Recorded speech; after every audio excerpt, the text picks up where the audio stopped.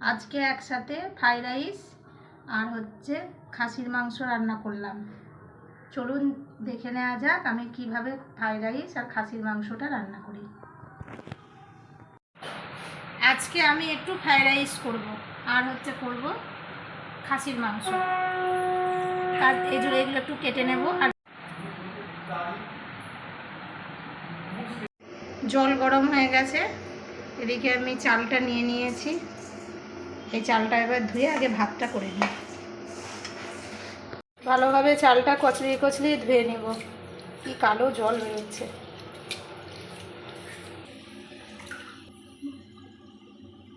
চালটা দেখো কত সুন্দর ধুয়েছি।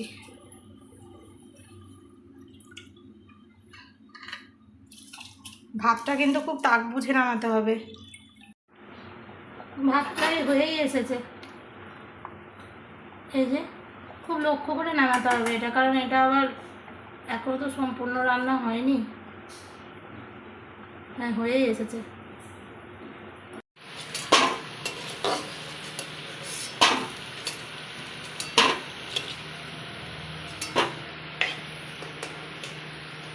মাংসটা বসিয়ে দিব, আলুটা সিদ্ধ করে নিলাম, দিয়ে ভেজে তুলে নিলাম। তেলের মধ্যেই কটা তেজপাতা দিয়ে দিলাম। আর আমি এই মিক্সিতে পেঁয়াজটা জাস্ট আধ বাটা করে নিয়েছি, সিলে বাটিনি, একদম পেস্ট করিনি, মিক্সিতে আধ বাটা করে নিয়েছি যেরকমভাবে। পেঁয়াজটা একটু ভেজে নিই। ছেলেটা অনেকদিন ধরেই বলছে মা ফ্রাইড রাইস করে দাও, তাই করছি আর কি রান্না। আর ওর বাবা বাড়ি। পেঁয়াজটা বেশি ভাজবো না, ভাজা ভাজা হয়ে এসছে। এদিকে একটু মশলা রেডি করে নিয়েছি, আদা রসুন লঙ্কার গুঁড়ো লবণ হলুদ। মশলাটা একটু জল দিয়ে দিয়ে দেবো। শিলপাটায় একটু হচ্ছে জয়িত্রী জায়ফল আর একটু লবঙ্গ দারচিনি আর এলাচ একসাথে বেটে রেখেছিলাম, এটাও মশলার সাথে দিয়ে দেবো।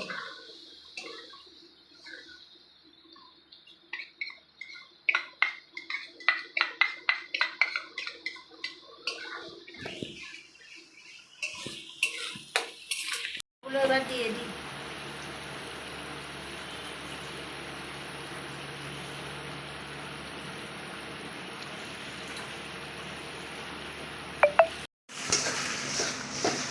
এবার ফ্রাইড রাইসটা বসাবো, দুটো ডিমের ভুজিয়া করে নিচ্ছি। তেল গরম হয়ে গেছে, এবার এর মধ্যে একটু গোলমরিচ আর গোটা গরম মশলা কিছুটা দিয়ে দিলাম।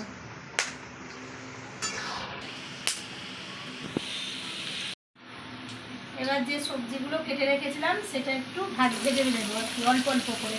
সবজি অল্প অল্প ভাজা হয়ে এসছে, এবার এর মধ্যে আমি 1.5 চামচ মতন সোয়া সস দেবো।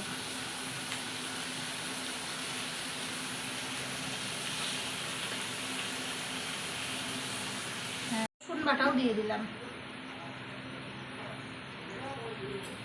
এই সবজির পরিমাণ অনুসারে একটু লবণ দিয়ে দিলাম। এবার ভাতগুলো আমি অল্প অল্প করে দিয়ে দেবো।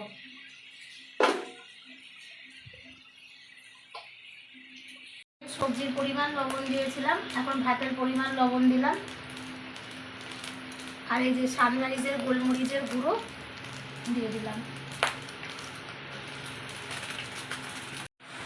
চিনি দিয়ে দিলাম। 1 চামচ ভিনিগার দিয়ে দিলাম।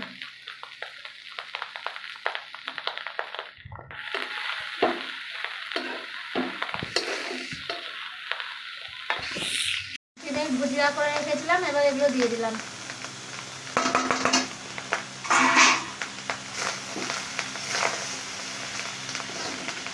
শেষে এবার ঘি দিয়ে কিছুক্ষণ নাড়িয়ে নিয়ে আমার ফ্রাইড রাইস রেডি হয়ে যাবে। এই যে আমাদের ফ্রাইড রাইস একবারে রেডি হয়ে গেছে, আর দারুণ হয়েছে, গন্ধটাও অপূর্ব বেরিয়েছে। আর আমরা মিক্সড ফ্রাইড রাইস মাঝে মাঝে করি, তখন আমরা চিকেন চিংড়ি মাছ দিই, কিন্তু আজকে যেহেতু মাংস হলো সেহেতু বাবাকে আমি বললাম যে এমনি ফ্রাইড রাইসই করি। ওর বাবা খেয়েছে, একটু টেস্ট করেছে, রেজাল্ট দিয়ে দিয়েছে, দারুণ সুন্দর হয়েছে।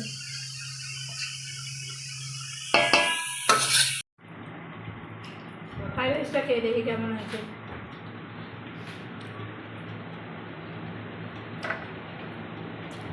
দারুণ হয়েছে।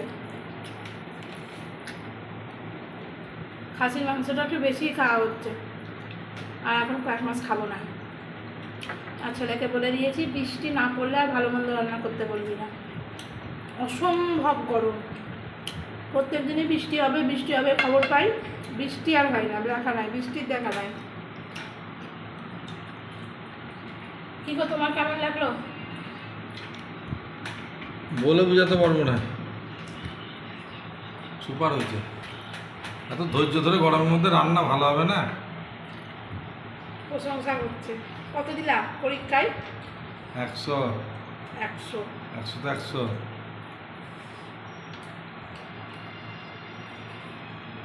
সত্যি দারুণ হয়েছে।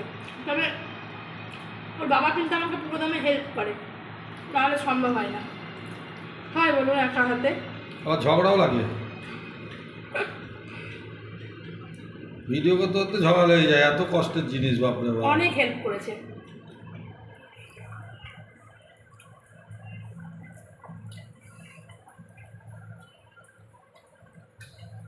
বাবু তুই কেমন খেলি বল? হ্যাঁ